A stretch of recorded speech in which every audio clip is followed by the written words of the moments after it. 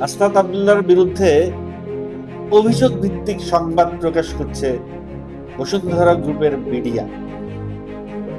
এখনো পর্যন্ত কিন্তু হাসনাত আব্দুল্লাহর বিরুদ্ধে কোনো অভিযোগ তারা প্রমাণ করতে পারে নাই।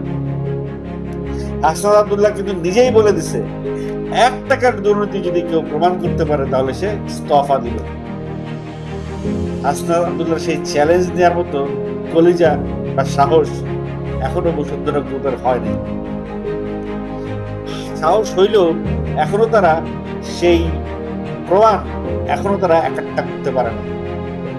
1 টাকার দুর্নীতি এখনো বের করতে পারে নাই বসুন্ধরা গ্রুপ, শুধু অভিযোগের ভিত্তিতে রিপোর্ট করে যাচ্ছে।